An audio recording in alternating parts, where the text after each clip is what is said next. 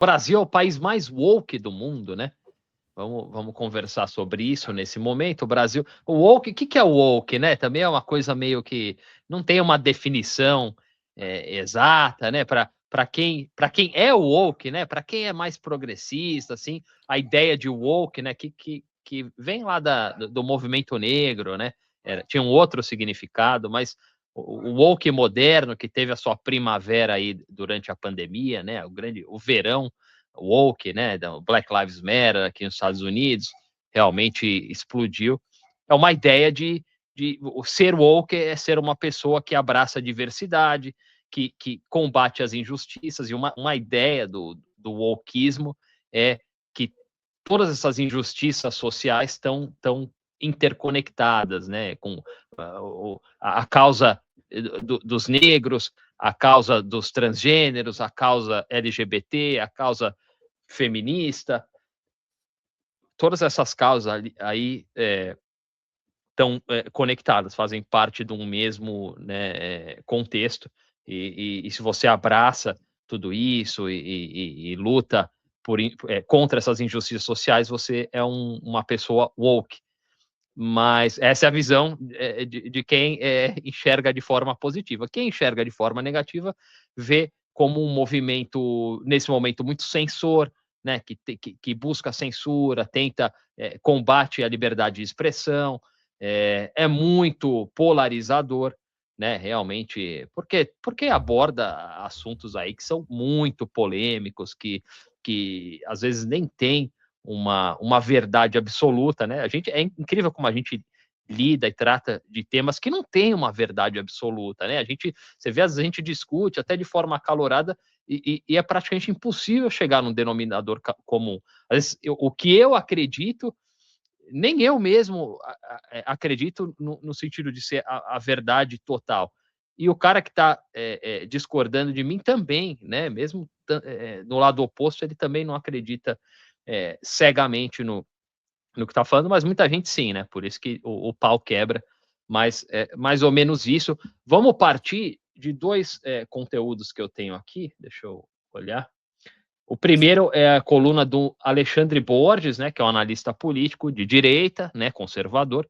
Ele escreveu uma coluna no UOL, eu vou colocar aqui na tela. A coluna do UOL, ela tem um paywall, mas ele colou praticamente ela aqui no Twitter, então dá para gente ler. Cadê? Tá aqui. Então, ele fala aí, enquanto Hollywood, o maior laboratório da cultura de massa do planeta, começa a mostrar que entendeu, com muita relutância e pragmatismo, a mudança de vento civilizacional no Brasil, temos parte da elite fazendo respiração boca a boca na cultura woke, que já respira por aparelhos em todo o mundo desenvolvido. Na semana passada, a Câmara elegeu a deputada trans Érica Ailton, do PSOL, para presidir a Comissão de Defesa dos Direitos da Mulher. 11 votos a favor, 10 em branco. Ela é conhecida pela postura beligerante contra o dissenso, usando o poder do Estado para assediar judicialmente quem discorda. A colocação de um homem biológico transgênero para liderar a Comissão de Mulheres da Câmara tira o foco das mulheres e coloca o debate político em pautas completamente estranhas aos interesses das mulheres. Um levantamento da Real Time Big Data colocou em números a rejeição à indicação da deputada para a presidência da comissão. 84% dos brasileiros são contra. O nível de conhecimento sobre a polêmica é altíssimo. 82% dos entrevistados afirmaram que sabem do caso. O povo falou, mas quem vai ouvir? Então tá aí a coluna dele, vou até clico aqui para vocês. E o título da coluna é esse: o primeiro mundo abandona a agenda woke, enquanto o Brasil dobra a aposta.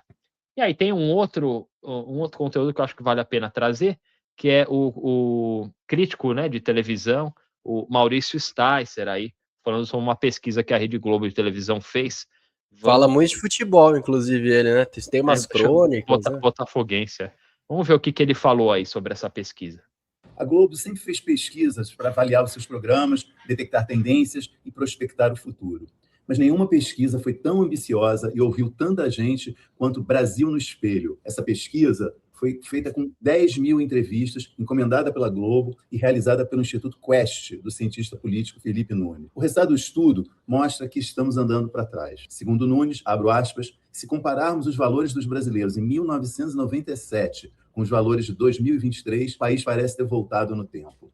Na média, somos um país majoritariamente conservador. Prevalecem os valores tradicionais da religião, a valorização da família acima de tudo, a preservação de um pensamento estereotipado sobre o papel dos homens na sociedade. Ao ler o livro que resume essa pesquisa, que se intitula também Brasil no Espelho, é impossível não pensar em como os dados do estudo estão influenciando a programação da Globo. Na coluna que publiquei na Folha, eu mostro, por exemplo, como o novo programa da Eliana parece ter sido criado, imaginado por alguém que está profundamente impactado pelos resultados dessa pesquisa. A palavra família, né, que dá nome ao programa, que se chama Em Família, foi anunciada, sei lá, centenas de vezes no domingo. Além dessa palavra, também se ouviu sem parar a palavra fé. Por quê? Recorro mais uma vez a Felipe Nunes. Ele explica: os brasileiros acreditam que Deus está no comando de suas vidas, está por trás de tudo o que acontece. Quando perguntados, 96% dos brasileiros dizem acreditar nisso. Outra produção recente que eu acho parece ter sido impactada pela pesquisa é a novela Coração Acelerado, das 7 da noite. É uma comédia romântica. Aí ele vai falar de alguns programas que estão na televisão, novelas e tal, mas deu para entender, né? Então, de um lado você tem o Alexandre Borges, né, analista político, focando no caso que a gente comentou aqui na live na semana passada, da Erika Ailton presidindo a Comissão das Mulheres, e dizendo que o Brasil é muito woke, né, e que o Brasil nesse momento vai inclusive na contramão dos países desenvolvidos e dobra a aposta nesse progressismo mais radical.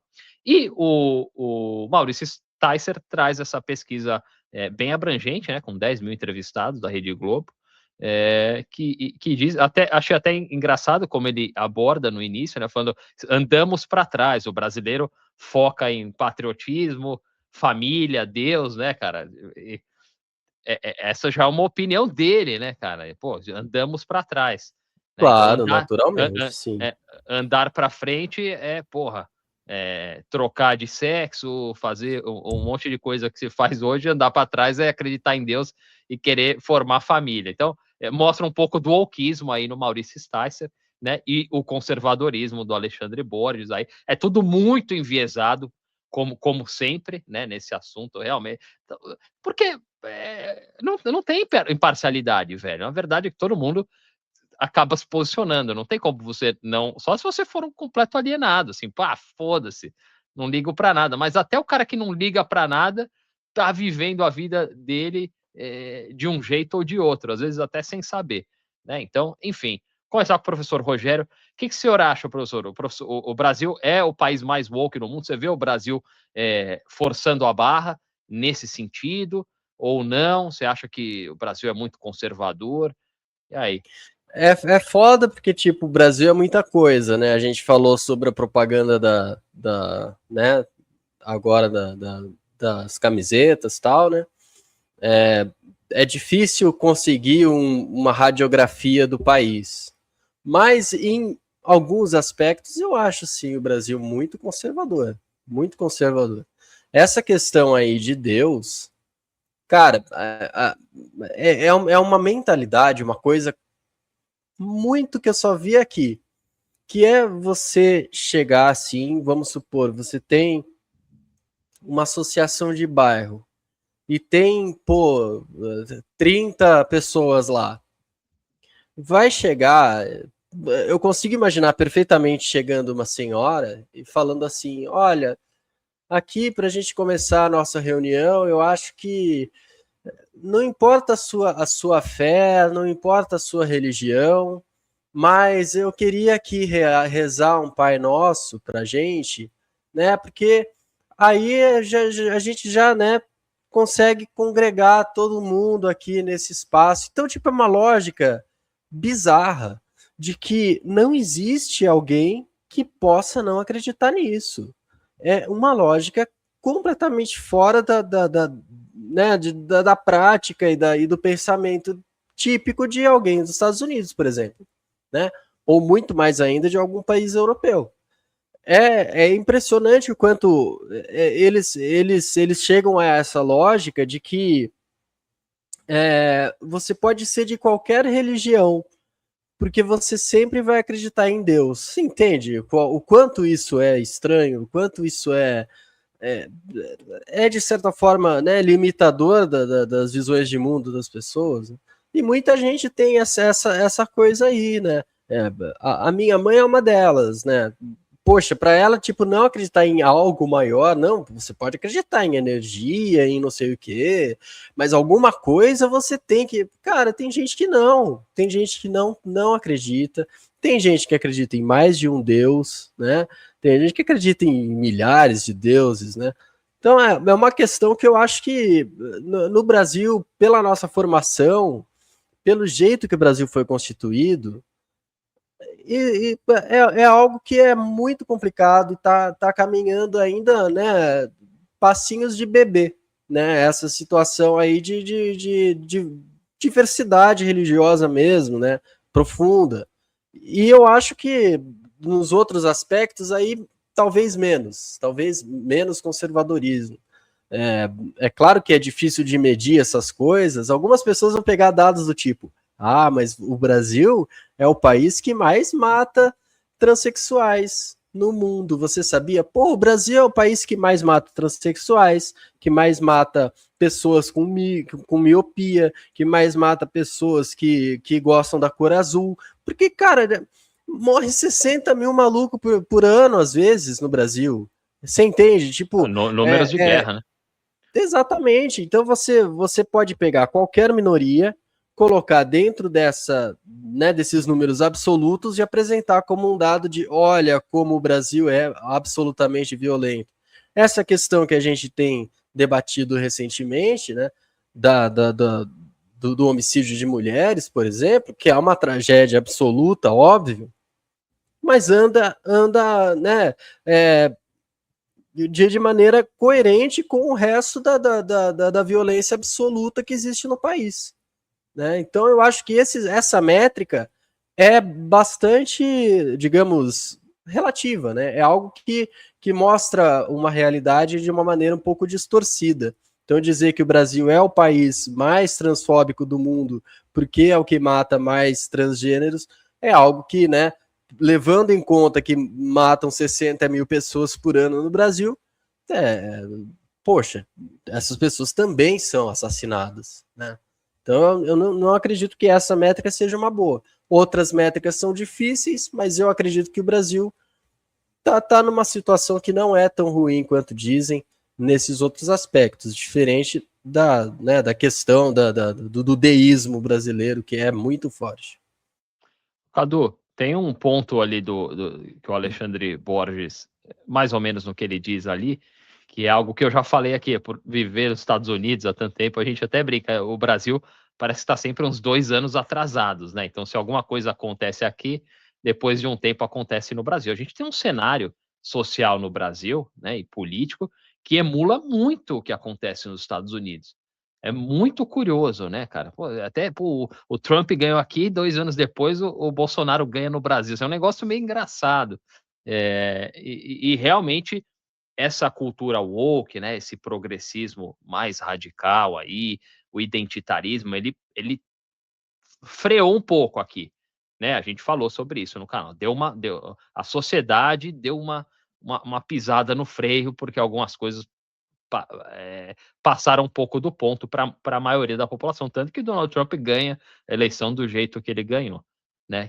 Como é que você vê o cenário no Brasil? Você acha parecido? Você acha que o Brasil adotou muitas dessas políticas woke? Tem muita gente na esquerda, né? Eu sei, você sabe, professor, também, que critica isso, né? Que acha que esse tipo de movimento acabou sequestrando a esquerda aí, pautas, às vezes, mais importantes foram deixadas de lado. Como é que você vê isso?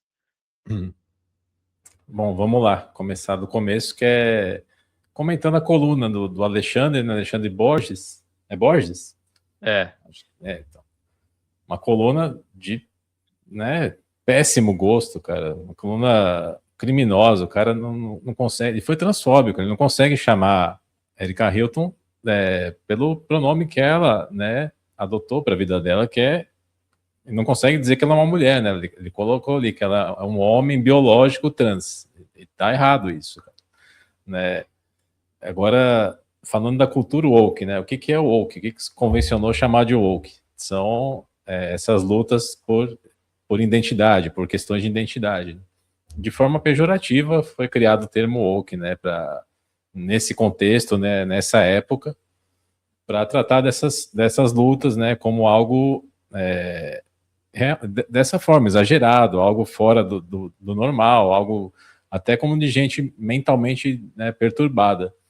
E, historicamente, o debate que se faz sobre isso é a luta contra opressões, né, opressões a grupos minoritários, que são reais, que acontecem, né. O Rogério mencionou aí que, porra, lógico que o Brasil mata mais trans porque mata mais no geral, mas não é bem essa a questão, né? As pessoas trans não morrem no coletivo, sabe? No geral de mortes, porra, assassinaram várias pessoas e no meio tinha trans, no meio tinha negros. Não, cara, essas pessoas morrem por coisas específicas, por, né, razões específicas relacionadas à sua identidade, à sua questão de gênero, à sua raça, né, à sua cor de pele.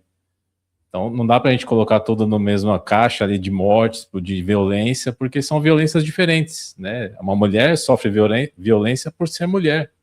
Ela não está na rua e, de repente, foi assaltada e assassinada. Não, ela sofreu uma violência pelo simples fato de ser uma mulher, né? De um cara achar que é propriedade dela, que é dono dela, né? E achar que porque ela quer terminar o relacionamento, ele tem o direito de acabar com a vida dela. Esse é o tipo de violência que a mulher sofre, né, e que não pode ser contabilizada no geral de mortes, porque o Brasil é muito violento, então, puta, vai morrer mesmo, né, um monte de gente. E, cara, o Brasil tá muito longe de ser o país que mais trabalha com diversidade, inclusão, muito, cara, muito atrás de vários países do primeiro mundo aí, muito atrás de Islândia, cara, dos países nórdicos, de Canadá. Puta, tá atrás até da Argentina, cara, se você for, né, nos números em relação à disparidade de gênero ali, a homens e mulheres, o Brasil tá atrás da Argentina, cara, em políticas de inclusão. O primeiro mundo, a Europa, ele tem uma política de diversidade e inclusão muito forte, e não é de agora, não é porque virou moda depois do Black Lives Matter, não, já vem de antes, cara, bem antes, nos anos 80 começou a se trabalhar com isso, a se falar sobre isso, as mulheres quererem participar mais da economia, cara, ter mais liberdade, né, mais autonomia. Então, é um discurso, sei lá, ultrapassado, cara. Claro que teve uma época ali que, puta, até as marcas entraram nisso, começaram a colocar em tudo, sabe, meio que para saturar mesmo o negócio, né, não, os filmes, vamos colocar diversidade em tudo, sabe? Tudo tem que ter diversidade, porque é essa forma performática, né? Vamos performar a diversidade. Filme, a história da Inglaterra no ano 500, né? E vários pretos, vários asiáticos ali no exército inglês. Então, as marcas e os estúdios aí, eles cooptaram parte dessa luta, que é uma luta legítima, né? E transformaram em mercadoria, transformaram em uma forma de explorar esse desejo das pessoas de, porra, ter mais representatividade, né, como um produto, né, colocar ali como uma marca, uma performance, né, a sua identidade virou performance, não é mais uma luta por direitos, uma luta por espaço na sociedade. Agora você pode comprar uma camisa, cara, né, você pode assistir um filme e aquilo vai te representar, né? Então teve sim um puto excesso muito impulsionado pelo mercado, né, de transformar isso numa grande mercadoria. E aí, aos poucos, a coisa foi se organizando, esfriando, mas não deixaram de fazer, o primeiro mundo não deixou de fazer política inclusiva, política de diversidade, pararam de fazer essa divulgação, sabe, de espalhar, né, como se fosse uma propaganda mesmo. Isso reduziu bastante, mas as políticas continuam, e o Brasil está muito atrás. Muito, muito atrás da maioria dos países, cara.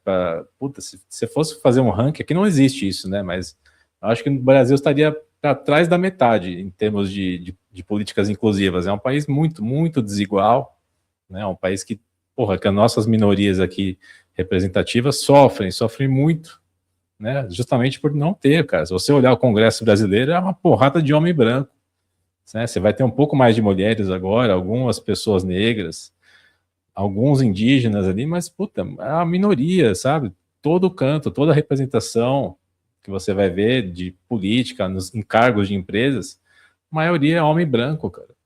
Né? Na própria comissão da mulher aí, que o Alexandre Borges falou que, nossa, o povo ficou sabendo, todo mundo é contra, né? E por que ficou sabendo? Né? O povo ficou sabendo da última eleição para a Comissão de Direitos das Mulheres? Sabe quem foi a última presidente? Não sabe, cara. Não sabe quem foi, não sabe o que a comissão faz. Isso virou tema na boca do povo por ser uma mulher trans assumindo o cargo. Né? Por isso que gerou toda essa publicidade, por isso todo mundo sabe, por isso todo mundo pode ser contra, né? Porque agora não, nesse cargo não pode, né? É uma pessoa trans. Mas se for um homem branco, pode, né? Como tem em São Paulo, na Comissão da Mulher em São Paulo, são só homens, cara, todos homens. Ninguém fala que para a eleição da Erika Hilton não tinha outra candidata. Os outros partidos não ofereceram ninguém como, sabe, como uma opção ali para ser votada. Ficou ela e as pessoas votaram ali, os parlamentares votaram. Teve quem não votou, para não se comprometer, né? Votou ali, se absteve. E não teve disputa, cara. Ela assumiu, ela foi eleita porque numa disputa que não teve outra candidata, ela era candidata única. Né? E olha todo o auê que foi feito, né? Toda a publicidade que foi feita por um caso de uma pessoa trans que assumiu um cargo, né, de representação numa comissão que muita gente nem sabia que existia até outro dia, cara. Então Diego, cuidado com o que você vai responder, hein? Porque você sabe que né, se mexeu com a Érica, Cadu vira leão, né? Eu acho que... Eu achei bom o Cadu falar, né? Ter essa, né, esse corte de meia hora, né? Porque dizem que a gente não deixa o Cadu falar. Falou por meia hora, pô. Dessa vez, falou e disse, quase dormi, cara. Tá louco. Bom demais. Pedi pra ele me ligar à noite e contar uma história. Foi pra Finlândia, voltou. Eu acho tem que falar, cara. Eu meio que concordo. Eu concordo com tudo que o Cadu falou. Concordo com tudo, cara. Sério. Eu acho que, principalmente, né, quem já morou na Europa, mora nos Estados Unidos, é muito claro assim, que o Brasil é um país ainda muito conservador. Eu que moro num estado, além de morar nos Estados Unidos, ainda moro num estado que é muito liberal, né? Eu vejo coisas aqui no dia a dia que no Brasil seria totalmente impensável, né? Pessoas, como as pessoas se vestem, como elas se comportam e tal. Numa escola, dentro de um banco, em qualquer lugar, assim, liberdades que no Brasil ainda não existem, tá? Isso estou falando, né, na rua mesmo. E eu concordo que o Brasil é muito conservador, mas ao mesmo tempo, e isso não é exclusividade do Brasil, essas pessoas que formam esse universo woke, né, esse progressismo mais radical, eles são barulhentos, né? São muito barulhentos, fazem muitas demandas, principalmente na internet, né? E isso fez com que as grandes corporações, os veículos de comunicação, acabassem se dobrando a essa agenda, né? Então, por que você expressar ideias conservadoras no Brasil gera cancelamento, né? Porque por causa da mídia, né? Por causa da Rede Globo, né? O que o cara não pode falar dentro de um Big Brother Brasil, né? A gente sabe. Então, apesar de ser concordo com a Du, é uma minoria, ela é loud, né? Ela é histérica e faz muito barulho e aí consegue criar uma ideia de que ocupa um espaço maior do que ocupa, né? E as demandas por diversidade, né, por mais oportunidades no mercado de trabalho, na sociedade em geral, continuam, né, como o Cadu falou. Mas aí tem que separar, cara, tem que separar o que é opinião, né, conservadora do que é uma opinião preconceituosa. Não, mas muita gente pode olhar o Ratinho, que o Ratinho falou, e as pessoas vão falar, pô, ele tem uma opinião conservadora, mas aquilo ultrapassa, cara, aquilo não é uma opinião conservadora, aquilo é um crime tipificado na lei brasileira, cara. Então, por isso que muitos conservadores no Brasil, como o tal do Alexandre Borges, acabam escrevendo colunas como a que ele escreveu, né? Porque no Brasil existe uma censura que é maior do que aqui. Aqui, o que o Ratinho falou não seria nem notícia aqui nos Estados Unidos, né? E no Brasil causou uma grande polêmica. A deputada Erika Hilton entrou com um processo contra ele. No Brasil, nos Estados Unidos, ela não teria nenhum mecanismo, nenhuma ferramenta na lei para processar o Ratinho por aquele discurso. Então, existem diferenças, né? Mas, no geral, o Brasil é muito conservador mesmo. E é importante entender que essa cultura woke, né, professor, só para complementar, ela tem uma natureza feminina. Isso é importante entender. O progressismo, ele tem uma natureza feminina, né? É uma sociedade cada vez mais feminilizada. Maria, né? Cadu. Não, por isso que a gente briga, o Cadu é feminista, né? Os homens progressistas como o Cadu, como outros amigos nossos, são homens que adotam padrões de comportamento femininos, né? Eles pensam como mulher. Tem uma lógica feminina no pensamento. Porque é aquela ideia de, por exemplo, abraçar todo mundo, né? Por isso que o progressismo atrai tanto mulheres que não têm filhos, por exemplo. A falta do filho faz com que essas mulheres tenham essa necessidade de preencher um vazio, de abraçar todo mundo, abraçar, proteger essas minorias, essas pessoas fracas, essas pessoas vulneráveis. Eu preciso proteger os vulneráveis, entendeu? E aí cria toda essa cultura aí. Pai de planta, né, Diego? Porque só é possível, só é viável, só existe por causa dos homens, né? Porque, querendo ou não, por mais que a gente fale a violência, tudo, e violência realmente não é o caminho, não é a solução. Agredir ninguém, matar ninguém não é a solução para nada, mas faz parte da história humana, né? Por que até hoje a gente viveu num sistema patriarcal? Só tem por um único motivo, porque o homem é mais forte do que a mulher fisicamente, né? É só por isso. Então, essas conquistas femininas, tudo, a gente vê o espaço que a mulher conquistou na sociedade, só é possível porque a gente vive numa sociedade civilizada, né? Vocês concordam? Porque se ainda fosse uma sociedade não civilizada, né, em que as coisas fossem resolvidas pura e simplesmente na violência, como é que a mulher ia conquistar esse espaço? A gente está passando por um momento geopolítico, a gente está assistindo o conflito no Oriente Médio, que está escalando cada vez mais, e a gente já conversa, a gente já fez umas 2, 3 lives aqui falando sobre um possível colapso econômico-social, né, no Ocidente. Se a gente chegar num ponto como esse, um ponto meio Walking Dead, sabe o que vai acontecer com o progressismo, com o wokeismo, com o feminismo? Vai tudo para casa do caralho. Acabou. Porque aí é matar ou morrer. E aí a mulher que não tiver um homem, alguns homens próximos dela, ela vai estar completamente vulnerável no cenário. Cheio de bunda mole aí, que apanha. É verdade. Cara. Outro ponto. Boa, Cadu. Cadu tá bom demais hoje. Outro ponto. Esse cenário só foi criado porque a gente vive há muitas décadas um cenário fácil, né? Tempos fáceis, né? O que eles falam, professor? Tempos fáceis criam homens fáceis, né? Homens frágeis. Tempos difíceis criam homens mais duros, né? E a gente vive hoje. Olha a vida que a gente tem.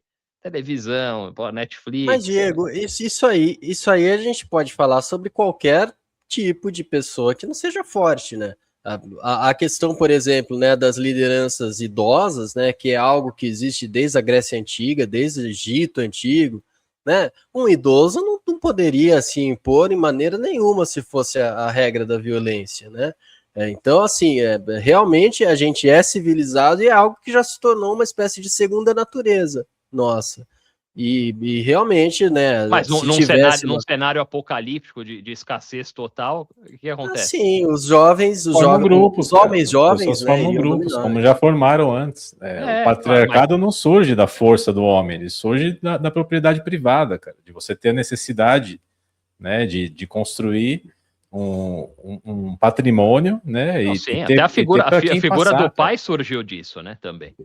Mas a verdade é que o homem ainda monopoliza a violência, né? A mulher, por exemplo, existe a Lei Maria da Penha. O marido agride a mulher liga para quem? Liga para a polícia. Aí vai vir uns homens ali para prender o homem dela, né? Então é mais ou menos essa. Minha mulher trouxe uma latinha para mim aqui, ó.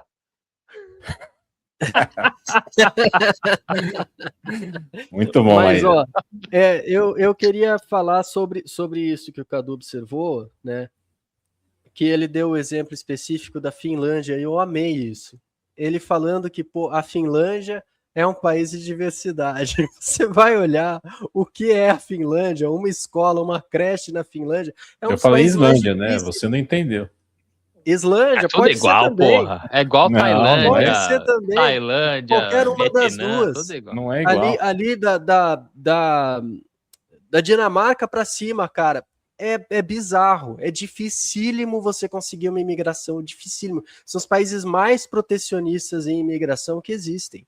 Então, assim, algumas pessoas observam isso.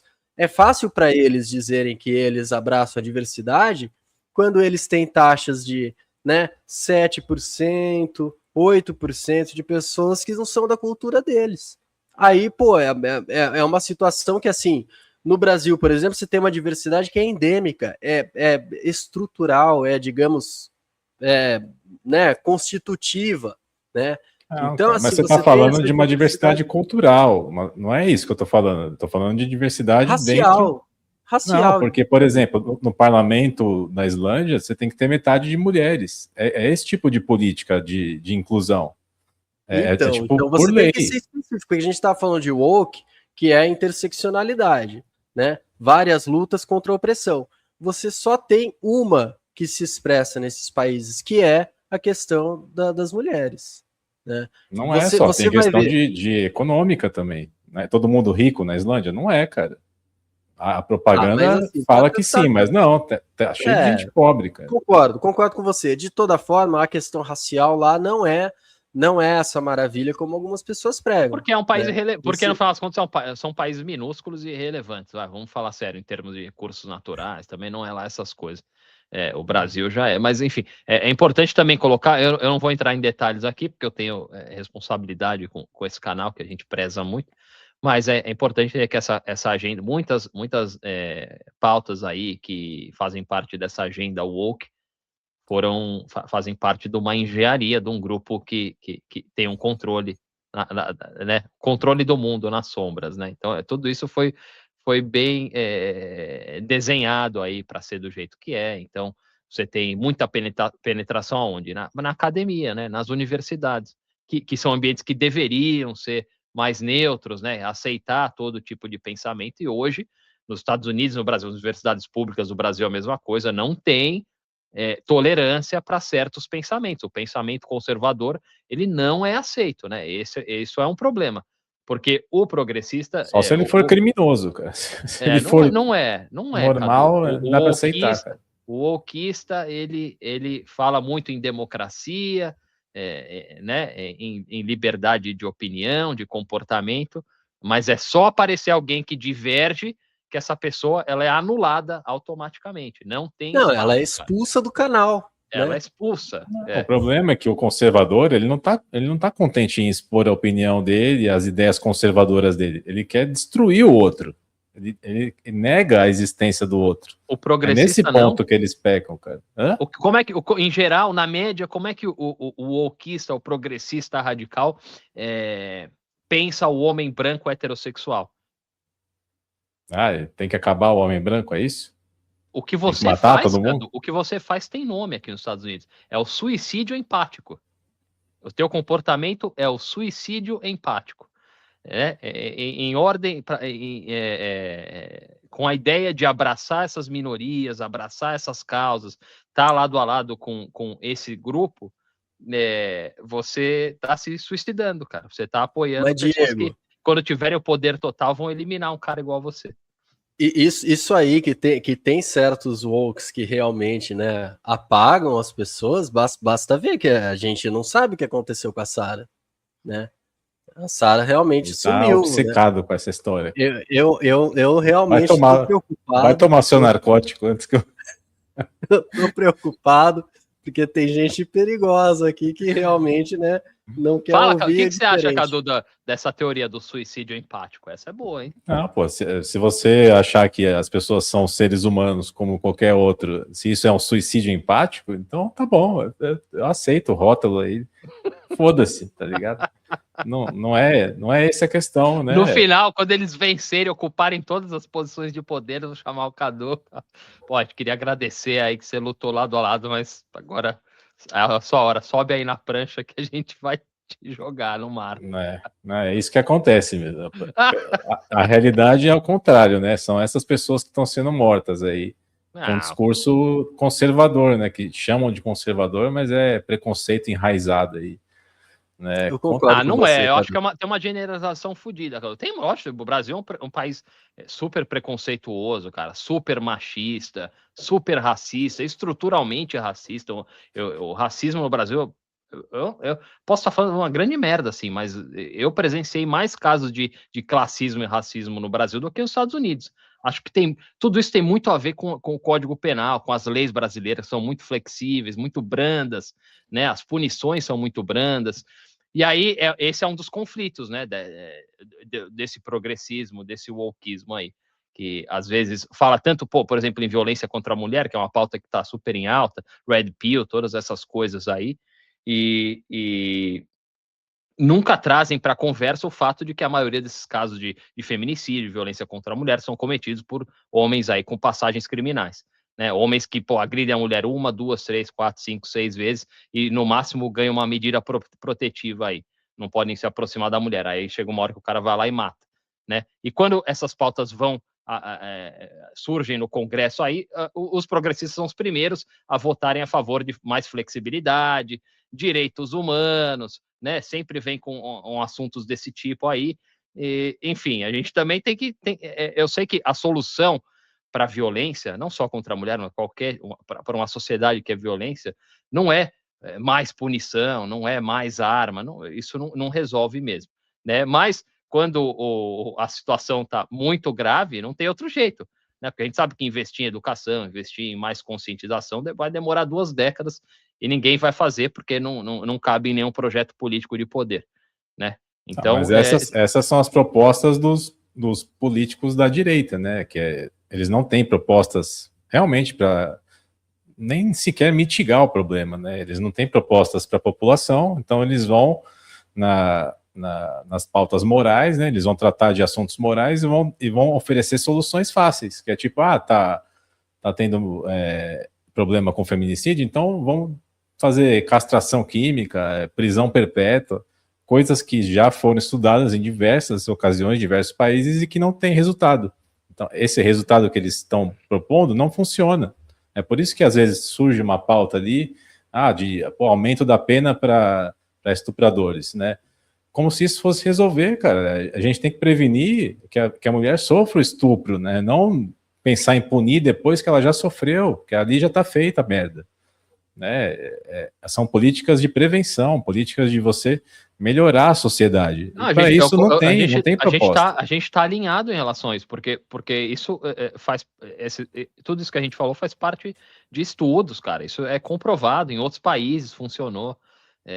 Mas no final das contas o discurso também é importante, né? Em momentos assim que o país passa por uma onda tão grande de violência, principalmente contra as mulheres, sabe, você seria importante, eu acho, para a esquerda mudar um pouco o discurso em relação a isso, pelo menos, mesmo que temporariamente, sabe? Outra coisa que ninguém traz nunca, né? Agora estão falando tanto de Red Pill e ninguém fala da cultura de periferia, cultura do funk, que fala sobre violência contra a mulher o tempo inteiro. O que essas namoradas dos traficantes no morro passam? São queimadas, raspam a cabeça, fazem de tudo com essas mulheres, né? Esses caras não são Red Pill, né? Esses caras são criminosos, são bandidos aí, e que quando Diego, são presos, tem sempre alguém para proteger.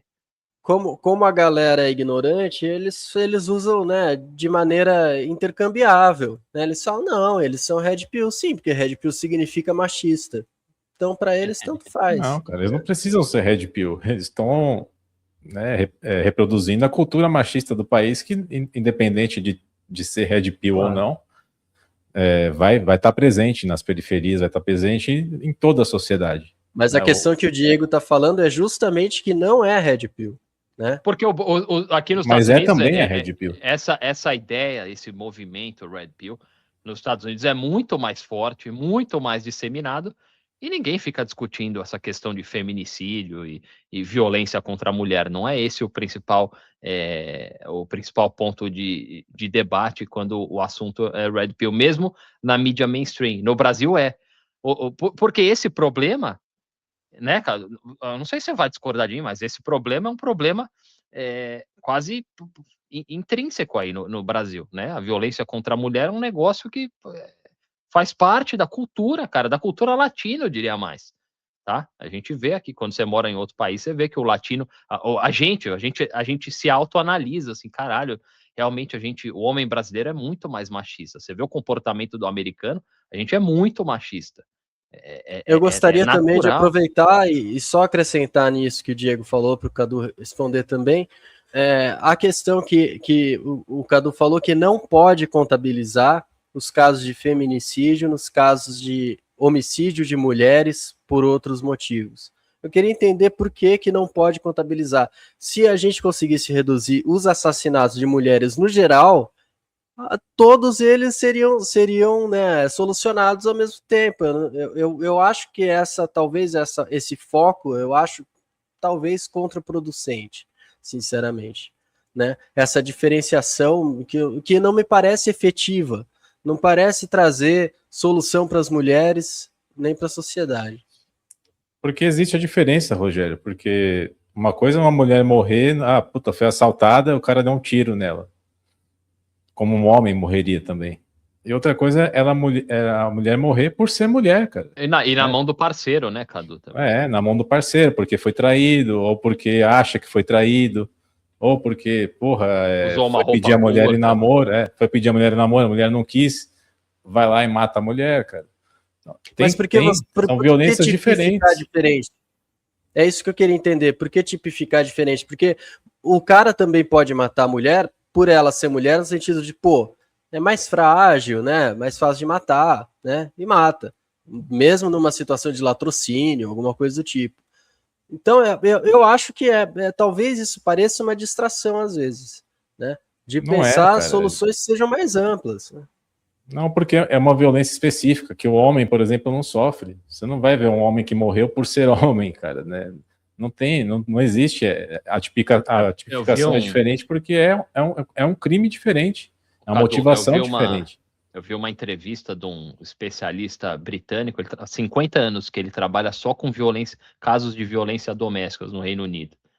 E ele falou que o número de casos... Ele falou que tem mais casos de violência doméstica contra homens do que contra mulheres, mas por a gente viver numa sociedade patriarcal, isso é altamente subnotificado, porque o homem não... Imagina você apanhar da tua mulher na delegacia, né?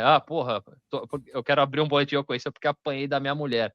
Então os homens acabam não reportando. Esses dias tá um caso aqui que viralizou nos Estados Unidos, uma apresentadora de um reality show aqui que vazou um vídeo dela brigando com o namorado, e o namorado filmando o tempo inteiro, ela jogando cadeira de metal nele, arrebenta ele na frente da filha pequena, sabe? A mulher perde a cabeça, assim, e agride muito ele filma tudo, não reage e vai embora, assim, tá ligado? Aí ela perdeu o cargo de apresentadora do programa, mas é isso, assim, você vê, ninguém processa, não vai preso e tal, então... o caso de estupros contra homens também, Diego, né? Os caras aqui, às vezes tem muito, né? Professoras que estupram meninos menores de idade, toda hora tem aqui, né? Americano é meio degenerado também, meu. E mesmo se o cara for estuprado por outro homem, né? Ele provavelmente é um tabu que ele não vai apresentar para a polícia, né? Então, assim, tem essas questões de gênero que passam, né? Ninguém quer falar disso, proteger homem para quê? Né? Homem tem que se fuder mesmo. Eu acho que esse é um pouco, né? O caldo de cultura que a gente vive hoje, infelizmente, né? Eu entendo perfeitamente que é muito importante que haja um foco, né, na saúde das mulheres, mas a saúde do homem é tratada igual lixo, né, a saúde mental do homem, etc. Muitas vezes eu acho que é uma coisa que, assim, deveria ou poderia, né, ser mais observada. Eu acho que essa ascensão woke, Cadu, e isso é um fato, cara, principalmente em relação aos homens jovens. A gente fala de Red Pill, esses movimentos masculinistas tem tudo a ver com isso. Os homens, o homem hétero, ele foi excluído de muitos ambientes importantes. A universidade, por exemplo, é um deles, né? Aqui nos Estados Unidos, mais ainda. E isso vai se configurando um problema, cara. né? Uma hora a gente vai ter que lidar, cara. Ou exterminando foi todos os excluído, homens. Né? Ele perdeu espaço de competição, não foi porque o feminismo, proibido de participar da universidade. O que é o feminismo, né? O feminismo ele começa como uma luta por direitos iguais, né? Uma luta, o objetivo do feminismo é acabar com o patriarcado, né? Só que aí chega um momento que é natural, cara, do ser humano, né? Quanto mais poder, mais você tem o poder, mais você quer. Né? As mulheres já são maioria no direito, né? Então começam a ocupar as cortes do judiciário aqui nos Estados Unidos, e aí as decisões acabam sendo enviesadas, né? Então os homens vão se sentindo sufocados aí pela lei, por exemplo. As mulheres são maioria na psicologia, né? As mulheres são maioria nos trabalhos de colarinho branco, né? Então, mas o homem é proibido de participar desses trabalhos? Não é proibido, né? Mas a mulher vai ganhando espaço, principalmente pela questão das universidades. A mulher começa a ocupar mais espaço nas universidades, obviamente essas pessoas vão se formando e vão ocupando mais postos interessantes aí no mercado de trabalho, né? E o homem vai ficando para trás e é um problema. Que é bom, né? Não, cara, é um problema porque a sociedade capitalista não oferece oportunidades suficientes para todos. Né? Então vira um mercado a ser disputado. Né? Desde que o patriarcado surgiu, quando surge a propriedade privada, quando é dividido o trabalho de homem, papel de mulher na sociedade, é aí. É quando fazem os cercamentos das terras e surge a propriedade privada, cara. Ali começa. Né? O homem faz isso, a mulher cuida da casa, a mulher cuida dos filhos. É ali que surge o papel de gênero. Né? E o que o feminismo faz? É contestar esse papel, é falar, porra, não, a gente não quer ficar, a mulher, né, fala, a gente não quer ficar simplesmente com esse papel de cuidar da casa, a gente quer participar da sociedade em outras áreas, participar na arte, no mercado de trabalho, participar em todas as esferas aí. Mas isso só foi viável graças à evolução tecnológica também, né? Porque às vezes a gente fala, pô, você queria que as mulheres vivessem como na década de 50, 40, mas naquela época a oferta de trabalho era muito mais manual. Então era meio inviável para as mulheres ocuparem tanto espaço. Hoje não, hoje tem muito trabalho de escritório, né? Um monte de gente que não faz nada no escritório, inclusive, né? Fica fazendo relatório, e aí surgiu a possibilidade da mulher ocupar mais espaço, né, no mercado de trabalho. Antes não tinha, então a evolução tecnológica permitiu também essa revolução social, né? Então, e a partir daí, a partir do movimento feminista, que a mulher conquista mais direitos, que ela tem mais espaço na sociedade, esse papel de gênero que foi imposto a ela lá atrás começa a mudar, cara. Os papéis de gênero do homem também começam a mudar, né? Porque é uma sociedade diferente, né? Os papéis estão mudando com o tempo, conforme a gente vai avançando. E aí, o que é quando você fala do Red Pill, né? O Red Pill é um movimento reacionário, cara, que busca, né, recuperar esse papel de gênero, buscar recuperar aquilo que ficou para trás. A mulher fazendo o seu papel de dona de casa, de quem cuida, e o homem sendo o provedor, sendo o cara que vai cuidar do lar. Não é isso. Que vai... Não, isso aí tem isso também. Isso aí é um movimento chamado Threadcon. É um movimento. Não, isso eu tô falando do Brasil, cara. Tô falando do Brasil. Aqui, o Red Pill no Brasil é isso. Não, isso se chama machismo, não é? Isso aí as pessoas podem chamar do que elas quiserem, podem chamar de abacaxi. Mas assim, pô, isso aí é um velho machismo. O Red Pill no Brasil é um movimento conservador reacionário. Não é no Brasil No Brasil é. Você pode achar que não é no conceito, nos Estados Unidos, onde nasceu essa porra aí. Mas aqui, da forma como foi trazido para cá, é isso. É um movimento de homens reacionários que querem contestar o avanço das mulheres na sociedade, querem que voltem aos papéis de gênero que foram designados lá atrás, porque dessa forma eles conseguem controlar a mulher, controlar o corpo da mulher, controlar as vontades da mulher, né, ter domínio sobre a mulher, que é isso que o Red Pill quer, cara. Ele quer dominar o relacionamento, ele quer controlar, quer que a mulher dependa dele. Isso é um espantalho, Cadu. No Brasil não é, cara. A gente tá no Brasil. O conteúdo a gente tá falando em português aqui para um monte de brasileiro. Os 4 capítulos do Rational Male que ele fala muito sobre não forçar a mulher a nada. Jamais force a tua companheira a fazer nada que ela não queira. Nada, porque você jamais não vai força querer... sua companheira, mas Você jamais vai querer estar numa mas construir posição... hierarquia. Não, eles falam do alfa e do beta, por exemplo. O alfa não é você que se classifica como alfa. Ah, eu sou um alfa. Não, são os outros. O alfa, quem é o alfa? O homem alfa. O homem alfa é o homem que as mulheres querem estar com ele e os outros homens querem ser ele. Ele não força ninguém, ele não é... Agora eu me declaro o homem alfa. Não é assim, né? A Red Pill fala muito sobre isso, sobre jamais forçar a tua companheira. Você nunca vai querer ser um homem que está numa posição de que a mulher faz as coisas para você porque ela se vê forçada ou obrigada, igual aquele policial que foi preso, que matou a namorada. Para mim tinha que matar aquele cara. Coronel. Aquele cara é um coronel. Ele fala, pô, eu pago as contas, você tem que fazer o que eu mando. Isso não é Red Pill. Isso é Red Pill no Brasil. No Brasil é isso. Né? A gente tem que ter cuidado de separar o que a gente está falando aqui, porque no Brasil, quando você fala Red Pill, ninguém pensa em todo rolo Tomás, aí a pessoa pensa no calvo da Campari, cara. Pensa no cara que quer submeter a mulher aos seus desejos. Se o Cadu falasse, pô, não, eu acho que, né, socialismo e tal, se alguém falasse, Cadu, no Brasil, socialismo é dar um cu, sei lá, né? Uma coisa assim, né? Uma coisa bem professor Olavo, né? Socialismo no Brasil é dar um cu. Quando fala em socialismo no Brasil, é isso que todo mundo pensa. Pô, aí é foda. Aí como você vai conversar sobre o assunto, meu? Porra. Sabe? Tipo, não, no Brasil é outra coisa, então já era. Não, cara, você tá disputando esse senso comum? Você não tá. Para de falar merda. É isso, Rogério. Escuta a voz da Maíra e para, cara. Existe o senso comum em torno da Red Pill no Brasil, que é isso, cara. Né? Você não vai mudar agora. Não tem jeito. Você pode até... Pô, cria outro movimento, cara. Cria outro nome, sei lá. Me deram essa sugestão. Mas não é para ser movimento, é isso que a gente tá insistindo e é difícil não é para ser, mas entenderem.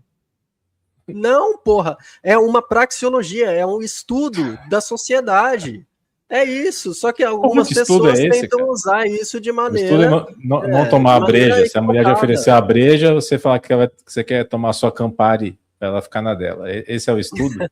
Cadu, é o seguinte, quando o Diego acabou de explicar, quando você analisa e pensa, olha, dentro desse contexto aqui, nessa rodinha que eu estou vendo, existe um alfa, existe um beta, eles estão lutando pela empatia dessas mulheres aqui, não sei o que lá.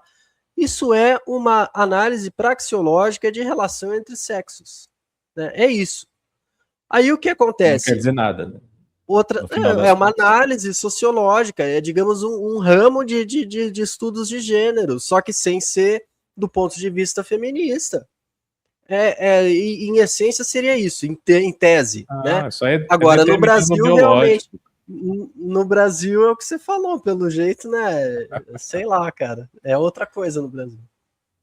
Cara, você vai ter ali um homem que, porra, o Rolo Tomasi olharia para ele e falaria, pô, esse cara é um alfa, né? Julgaria pela aparência, mas a ver o cara não se comporta dessa forma, não é preto no branco, cara, não é determinismo biológico a partir das características, cada um é um, né? Você pode ter todas as características de um macho alfa e não ser, sabe? E não se comportar. Sim, mas isso não desvalida nada. Ué, não, mas, como não? Alguns pilares são... É ciência. Os caras partem da ciência mesmo. Os caras partem do princípio de que homens e mulheres são seres muito diferentes, né? Que pensam diferente, reagem diferente, têm necessidades diferentes, né? Do ponto de vista... Mas não só homem com mulher. Homens e homens também.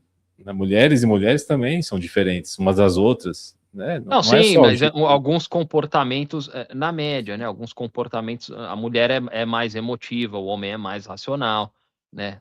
Normalmente, na média é assim. Na média é assim, né? Você vê que, pô, a gente quebrou o pau aqui, a Sara desligou e foi embora da live, cara. Né? Quantas vezes a gente já quebrou o pau aqui? Ela ficou nervosa. O Cadu foi agressivo. Então, você nunca ficou nervoso? É do homem ser Todo agressivo. mundo já ficou nervoso. os homens Lógico, e mulheres então. reagem diferente. Homens e mulheres ficam nervosos. Então, e aí cada um reage de uma forma diferente, né? Mas aí é normal, Tem homem que faria o mesmo, que a Sarah fez. Pegaria e desligaria a câmera também e ir embora. É por isso que o Diego falou 200 vezes, na média. Mas você não está aceitando essa ideia Toda de vez média. que a gente entra nesse debate sobre esse assunto, né, a tendência, a gente quando tem mulher envolvida no debate, você pode assistir qualquer debate sobre Red Pill, comportamento masculino, sobre relacionamentos, a primeira coisa que as pessoas fazem, chega uma hora, um momento do debate que as pessoas falam, não, mas no meu caso, no meu relacionamento, não, eu não. Vocês acham que tem muita mulher que se relaciona com homens por dinheiro? Até tem, mas eu não. Então é sempre assim. E a ideia, é óbvio que tem homens que são menos racionais, tem mulheres que são mais racionais, tem mulheres que, na média, tem mulheres que vão ser muito mais capazes do que homens em atividades que, teoricamente, muita gente enxergaria como atividades de homens, mas, né, na média, a gente tem, os números estão aí. Mas, Diego, é a mesma coisa que você falar, nos anos 50, na média, as mulheres são muito mais cuidadoras da família. Porque é óbvio, cara, esse era o papel dela, ela só tinha essa escolha.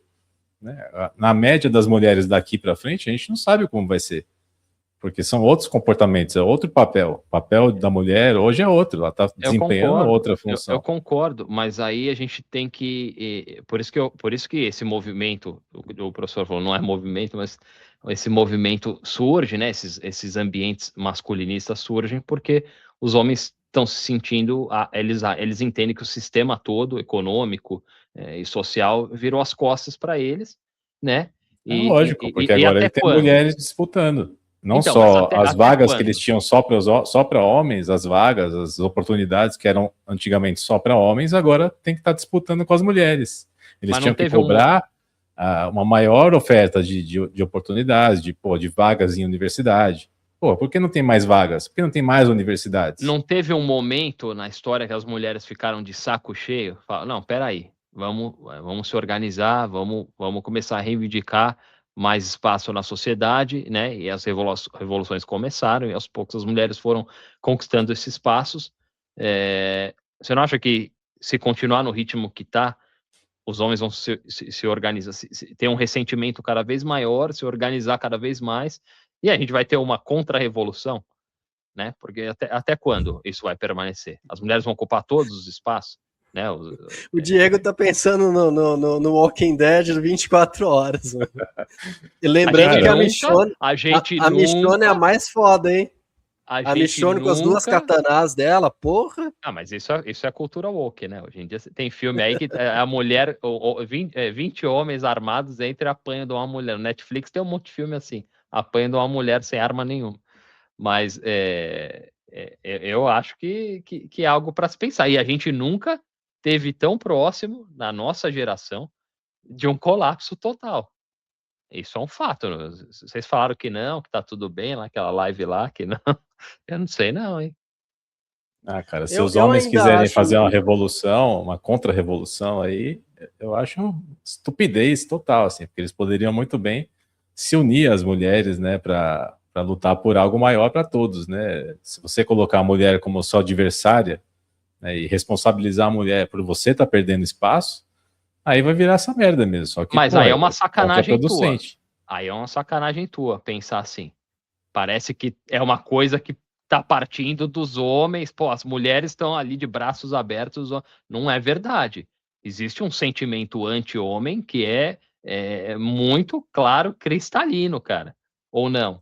Não existe. Não. Diego, nem adianta. Maria Cadu não vai admitir isso. Não, minha mãe e minha mulher me adoram. Cara, o que adianta um sentimento anti-homem? O que vale é a vida real, cara. Você tem problemas para conseguir oportunidades? Se você for bem no vestibular, você não vai entrar na universidade? Não tem nada que te impeça, cara. Como homem, você tem todas as oportunidades na sua mão. Agora você tem disputa, cara. Tem disputa. E tem mulher disputando. Tem mulher que, tá tomando lugares que sempre foram dos homens. Mas a mulher não tem obrigação, Cadu. O homem tem obrigação, a mulher não. A mulher Se ela quiser ter uma vida autônoma, ela tem obrigação. A mulher o homem tem que se tornar. Para uma mulher com 20 anos tem possibilidades. Tem nada, cara. Se ela não estudar, não for trabalhar, ela vai se fuder, vai ficar na mão do homem. Nenhuma mulher mais quer isso, cara. Tem até quem queira, mas, porra... Nenhuma tem quem queira, mas muitas aí já não querem mais, querem ter a própria vida, cara, tomar as próprias decisões. Eu entendo, eu já falei 1000 vezes, se eu tivesse uma filha, uma menina, eu ia criar ela para estudar, para construir a vida dela de forma independente. Não julgo ninguém que pense assim. Quem é que vai criar uma menina hoje? Não, você não vai sair de casa, vai ficar em casa, limpa a casa o dia inteiro, aprende a cozinhar para um dia você ter um bom marido. Ninguém vai criar filha para ser assim. Acabou, eu concordo com você. Ainda bem, né? Claro, mas para o homem, cara, um homem, né, professor? Um menino nasce na periferia aí, né? Meio feinho aí. Nasce na periferia. A gente precisa admitir que existe... Sem dinheiro, sem possibilidade de estudar em boas instituições. Hoje, falando sério e sem nenhuma sacanagem para gerar, sabe, impacto. Só falando realmente a minha percepção. As meninas são ensinadas hoje a serem mais dedicadas, a serem mais cuidadosas, com os estudos, com vários aspectos da vida delas. E existe uma masculinidade, um jeito de criar meninos muito podre existindo, né? Por exemplo, que o Diego falou aí nas periferias, que o menino tem que ser desleixado, que ele tem que, né, tem que lutar pelo que é dele de maneira muito vaga, né?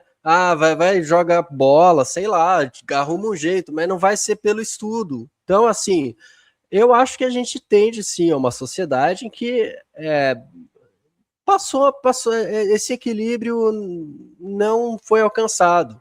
Hoje eu acho que as mulheres realmente têm mais atenção do ponto de vista escolar do que os meninos.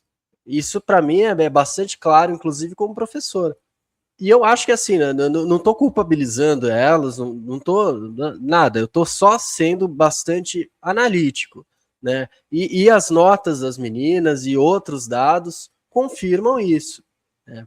Então, assim, eu acho que isso já diz muito, né, sobre a situação. Não, você tá certo, não dá para, ninguém está aqui culpando as mulheres estão fazendo o papel delas, elas estão certas, não tem nenhum julgamento aqui.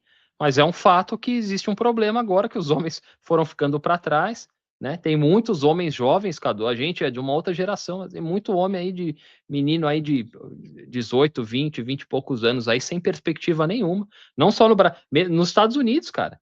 Você acha que esse movimento ganhou essa atração toda por quê? Porque tem muito menino se sentindo totalmente marginalizado na sociedade, né? E aí compra, e às vezes cai num conteúdo que é horrível, que é agressivo, que é misógino. Mas é culpa de quem? Né? A culpa de um monte de gente. Uma sociedade hoje em que os pais são todos divorciados, esses meninos não têm figura, um exemplo masculino dentro de casa, né? Um modelo masculino, e às vezes quando tem é um pai que, é um pai que é totalmente submisso à mãe, né? Aqui nos Estados Unidos coisa mais, já falei 1000 vezes, eu trabalho na construção, cara, eu vou ver projeto aqui, o marido, essa aqui é minha mulher, hein? Fala com ela e sai correndo para dentro de casa e me deixa lá com a mulher para ver o que vai fazer na obra. Aqui é assim, velho. Imagina. É preguiça, cara. O cara não quer tomar decisão. Não aqui as leis são muito favoráveis à mulher. Aqui, eles brincam que aqui é primeiro a mulher, depois a criança, depois o idoso, depois cachorro, depois gato, depois o homem, cara. Que não drama, tem espaço. Cara. Puta, que drama. Mas legalmente é aqui. Pô, o cara divorcia aqui, a mulher leva tudo, cara. Coitado. Vive um drama. Um homem branco. Coitado. Não, a gente pode. Não, sério, a gente pode tirar sarro, mas a verdade é que tem muito homem jovem se sentindo marginalizado. E é um problema que está crescendo. Mas não é culpa das mulheres. Não é culpa das mulheres. Mas a gente não falou isso em nenhum momento, Cadu da Silva Sauro. O Cadu falou que na periferia cuidam da criança para ser desleixada. E o rico sim, educa o menino para ser o quê? Não é só na periferia, não. né? Você falou especificamente. Menino... Você foi bem específico. Porque é um problema que né, certa cultura aí de funk, etc., eu acho que, de fato, né, tem uma masculinidade que não é a de homens dedicados ao estudo e não é, cara, sabe? E Playboy é dedicado ao estudo. Com a peneira. Molecadinha Playboy, você acha, os Playboyzinhos você acha que são super dedicados? Não, mas eu acho que isso, inclusive as evidências materiais apontam para isso, que essa distinção total, por exemplo, de notas entre meninos e meninas é mais forte nas periferias e regiões mais empobrecidas. Mas é uma questão social, né, cara? Claro. É lógico, né? Você não acha que é educação? Um pouco, acho, talvez aqui nos Estados Unidos mais do que no Brasil, mas essa cultura woke, né? Você se declarar um progressista, alguém que abraça a diversidade, abraça as minorias, é também um véu aí, às vezes, para tapar um comportamento errático. A gente viu muitos casos aí de homens, né? Homens progressistas e tal, que acabam, depois a gente descobre que eles cometeram crimes horríveis, ou pessoas mesmo. Eu estava conversando com o professor hoje e falei, pô, Ana Paula Renault lá no Big Brother é um exemplo disso, né? Uma pessoa que vem do privilégio, que tem um comportamento aí, falas classistas, né? Elitistas pra caramba, uma pessoa arrogante, uma pessoa que mimada, mas que, pô, fala 2, 3 frases ali que ela decorou, e, né? Sou progressista, sou feminista, e aí todo mundo abraça, e ela criou um véu assim, uma aura assim de uma pessoa que luta por certas causas, que na verdade ela tá cagando e andando, e você assistindo ela todo dia, você vê que é uma pessoa ali que não vive nada do que ela prega, que tá uma pessoa que nunca trabalhou e tá querendo 5 milhões para se aposentar. Ela quer se aposentar depois de nunca ter trabalhado, né? Você não acha também, Cadu, que funciona? A gente falava, fulano bebe, bate na mulher, mas vai na igreja de domingo ali e aí disfarça um pouco quem ele é. Eu acho que existe sim muita gente que compra um discurso, né? Usa um discurso, né? E se veste aí com essa máscara de progressista, mas na verdade na vida real ali não é, né? E pô, a prática é o que dá a verdade, né? O critério da verdade é a sua prática. Você pode falar, pode ter um discurso legal, mas se na sua vida você for uma bosta, né? Pô, uma hora a sua máscara vai cair, cara. Tem gente que eu acho que não precisaria, por exemplo, Ana Paula Renault. Se ela quisesse eu acabei de ver aqui, acabou de acontecer no Big Brother, aqui que a Milena tá contando para Ana Paula sobre a aula de racismo reverso que ela teve na escola. E tá defendendo a Ana Paula, tá tremendo ali. Meu Deus. Bom demais. Cara, você acha que a Ana Paula precisaria se vestir com esse discurso para alguma coisa, cara? Se a pessoa vem numa família com grana... Se a Ana Paula Renault fosse uma mulher conservadora, a gente nem saberia quem ela é. Sendo filha de quem ela é, do cara que participou, que fez parte do Partido Arena, cara, fez parte do governo da ditadura militar no Brasil, a gente nem saberia quem ela é. Ela só existe porque ela vestiu essa roupa do progressismo. Não sei, cara, tenho minhas dúvidas aí em relação a isso. Não acho que, porra, tem gente que compra, que usa o discurso porque tira realmente um proveito disso e precisa, né? Usa isso como uma escada para alguma outra coisa, algum outro interesse. Ou para simplesmente, né, passar uma imagem e ficar bem na fita aí. Mas tem gente que eu acho que, porra, dependendo da condição da pessoa, ela não precisaria. Simplesmente, vive a vida. Da área, né? Se você for um jornalista ou uma pessoa que está envolvida com o meio artístico no Brasil, ou nos Estados Unidos mesmo, e se declarar conservador. Pô, olha a Regina Duarte, cara, Cássia Kiss, o que aconteceu com essas mulheres, né? Foram totalmente excluídas aí do cenário, né?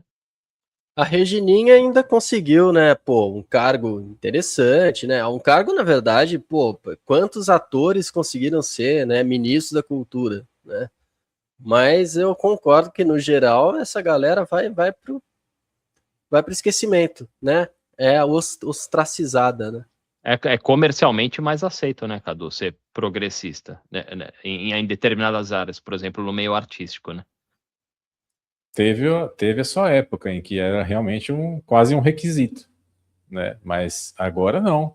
Agora a pessoa pode assumir o que ela é de verdade, ela pode falar o que ela quiser, porque já mudou, né? São outros tempos, né? Eu tem não sei mais se é bem aquele assim, suporte porque a gente... mercadológico.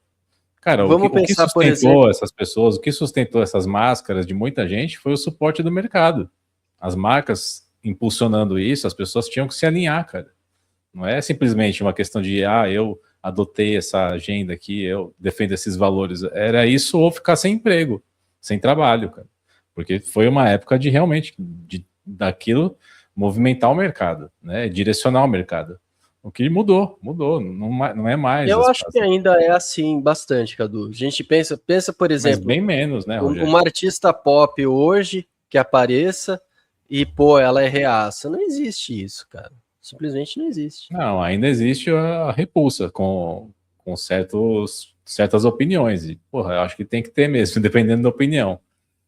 Mas não é esse campo aberto para o progressismo também, não, cara. Já está muito mais, né, recuada essa bandeira. Né? As pessoas já levantam as bandeiras, mas com muito mais cautela do que antes. Antes era né, sai com a camisa do Che Guevara na rua que você vai ser feliz, cara. Você vai ser contratado. Mas agora já não é mais assim. Existe uma certa resistência, né?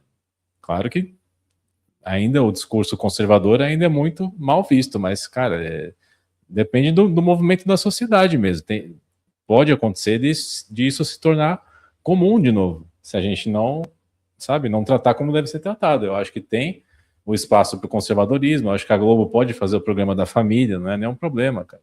Pode falar da igreja, só, né, não pode ser criminoso, não pode querer que o outro não exista simplesmente porque a sua crença diz que o outro está errado, que aquilo é uma aberração, sabe? Isso aí já ultrapassa o limite no que é ser um conservador. Né? Isso aí é você interferir na liberdade de outra pessoa, ser quem ela é. Não, no fim das contas, foi um papo legal, vale para os dois lados, né, cara? É o que eu falei, me assustou um pouco o início do vídeo do Maurício Sticer ali, falando, a pesquisa mostra que o Brasil andou para trás, o brasileiro está interessado em Deus, família, pátria, né, cara? Pô, como assim andou para trás? Me parece bem razoável você amar o teu país, amar a Deus, e querer construir uma família, e como o Cadu certíssimo, desde que você não interfira nos direitos civis, os direitos legais aí, de ir e vir, né, e respeite as outras pessoas da sociedade, tem espaço para todo mundo, né, mas acho meio estranho esse discurso, assim, qual o problema, né, se o cara se sente patriota, o cara ama o Brasil, eu sei que às vezes algumas palavras, alguns termos ficam muito associados a algum movimento político específico, mas não dá para jogar tudo no mesmo Mas, saco. Diego, assim. No Brasil, patriotismo é isso. No Brasil é assim. Nos Estados Unidos eu não sei como é patriotismo. Mas no Brasil o progressismo dos Estados Unidos é a mesma fascista. coisa. Por isso que uma das brigas entre os conservadores e os progressistas aqui é essa, né? Que o discurso anti-americano faz parte hoje do progressismo americano. Então, você tem americanos, né, que vivem aqui, que nasceram aqui, que usufruem de todos os benefícios da maior economia do mundo e que são anti-americanos, são contra o país. Se é que faz sentido uma coisa dessa. Né? Então, enfim, parece que ninguém está interessado em melhorar o país, né? É muito fazer algo que beneficie o meu grupo, as minhas crenças. E a política não é isso, né? Você quer fazer um país melhor, você luta para que você tenha um país melhor para o teu amigo bolsonarista também, para o teu tio bolsonarista. Você quer que todo mundo viva esse é um problema. Esse é um problema particularmente pior no Brasil, né? Saiu uma pesquisa faz um tempo aí que foi, falaram muito, comentaram muito, que perguntaram para as pessoas se o nível da qualidade de vida delas melhorasse X%, mas o vizinho, né, melhorasse 0,5%, né? Se elas prefeririam isso ou eles melhorarem um pouco, né? E os vizinhos nada. E, a maioria absoluta, assim, falou que eles queriam melhorar e o vizinho nada. Foda-se. né? Porque é uma percepção completamente, sabe, de rivalidade, de competição, né? O brasileiro é foda. O patriotismo no Brasil hoje, né, como o Rogério falou, hoje está muito ligado ao bolsonarismo, mas são conceitos que estão em disputa, porque em outras épocas, ser patriota no Brasil significava outra coisa. Né? Mas você não acha que a esquerda tem que brigar para mudar isso aí? Porque é um absurdo. Tem. Inclusive, os bolsonaristas são os maiores lesa-pátria que tem nesse país. É como o Red Pill, né, Diego? No futuro pode ser que no Brasil signifique outra coisa. Bolsonaro não cantou hino americano, que falou que queria ser americano, bateu continência. Pô, isso aí é bizarro. Tomar no rabo, cara. Os brasileiros patriotas, na campanha da legalidade do Brizola, eles pediram amam um Estados golpe Unidos de Estado. e Israel. Né? Na época que o patriotismo era realmente de quem ama o país, né, eles derrotaram o golpe de Estado. Né, teve a campanha do petróleo é nosso, da criação do SUS. Né? O patriota, quando o conceito é disputado, ele tem o seu valor, cara. Ele tem, você está lutando pelo seu país, mas pelas coisas certas. O Bolsonaro não nacionalizou o petróleo, né? É tão patriota. Não quis, né? Achou melhor vender as refinarias. O patriota brasileiro hoje, ele ama Israel e os Estados Unidos. Aí é foda. O Bolsonaro poderia israelizar o petróleo do Brasil, no máximo. Né? Vamos ler as últimas mensagens aqui. Cadê? O de cima. Aí, Diego, sem enrolar, votaria no Lula ou no Flávio? Pô, Flávio Moura, ele tá falando, viu? Aí sim, aí eu voto. Flávio Moura, TV Tempestade, eu voto nesse Moura? aí. Mas se não for esse, é Lula. Eu votei em 5 presidentes até hoje. Votei. Sai do muro. Lula. Eu votei no Lula, eu votei na Dilma e votei no Haddad. Olha só, hein? O Tomás falou que foi por isso que eu fui embora do Brasil. O maior petista do mundo. E aqui eu votei no Joe Biden. Você acredita? Foi a primeira vez que eu votei aqui. E votei na Kamala Harris em 2024. Que petista safado, cara. Petista vagabundo, cara. O Tomás falou, é muito fácil votar no Lula e ir embora, né? Eu falei, Mas eu prometi... Tomás tem umas boas, né, pô? O cara é bom senso. O disse mais indignado. Cara, sério que o Diego usou a premissa de cenário pós-apocalíptico para justificar a queda do progressismo? Já teve argumentos mais inteligentes, hein? Não é justificar, mas se a gente chegar num cenário como esse, quem é que vai ficar preocupado com o fulano que se identifica como um cavalo, cara? O Diego está sonhando com esse cenário, ele não está justificando com esse cenário. Ele fica imaginando. Sem construir, sem plantar, posso correr 20 milhas. O mundo pós-apocalíptico é o Império Romano do Diego, né? Muitos caras pensam todo dia no Império Romano. O Diego pensa todos os dias. Eu não tô nem dormindo direito essa merda dessa guerra, cara. Puta que pariu. Às vezes eu falo, melhor solta uma bomba mesmo, acaba essa porra. Tô muito estressado com isso daí, cara. Que raiva, mano. O de cima que vão pregar agora escola sem partido. Não, a escola tem que ter partido, cara. Esse é um debate muito bizarro também, pelo amor de Deus. Umas coisas, né? Você vê, por isso que é muita perda de tempo, cara. É foda. É muito desvio de direita, foco aí. Né? Olha o foco da direita aí. É isso que eles fazem, cara. Não tem proposta, existe uma retroalimentação, né, cara? Os caras gostam. A Erika Hilton, quando ela posta aquelas postagens agressivas dela e tem aquele monte de comentário de ódio ali, porra, ela adora isso, cara. É maravilhoso. Quando ela começa a anunciar os processos, gosta pra caramba, cara. Ela tomou. Olha o espaço que ela ocupa hoje, Cadu. O espaço que ela ocupa no debate político é impressionante, cara. Né, é uma deputada, cara, né? Quantos tem lá? 500 e tanto, né? Mas ela tá fazendo um trabalho, né? Ela não tem proposta de escola sem partido, ela tem proposta para as mulheres, cara. Tem proposta para a sociedade no geral. Fala aí 3 propostas dela, Cadu. Tem propostas para as mulheres. Legalização do aborto. Tem só mais degeneração, de 20 propostas. É só degeneração. Só deu uma proposta, hein, Caduzão? Tem mais. Porra, eu sou oráculo agora. Mas mulheres tem várias em relação... Pessoas que gestam. A distribuição como é que fala, porra? Que a mulher usa na menstruação. OB. De Absorvente. Absorvente, isso. Não A precisa palavra ser, não fugiu. precisa ser OB. Para meninas da periferia, cara. Tem falta várias que propostas. faz uma mulher nesse canal, hein? Puta que pariu. Fugiu a palavra, a gente cara. passar vergonha, pô. Aí o Cadu é sempre safado, cara. Ele pergunta. O Cadu não sabe o nome. Como é que chama aquele negócio? É tipo uma fralda. Vocês não sabiam também, cara? Vocês demoraram pra caralho. Fralda geriátrica. O Diego demorou um tempão pra falar OB. Não. E não, OB é a marca, não é? Tipo Bombril, não é? Não, é um tipo absorvente. específico, né? Não,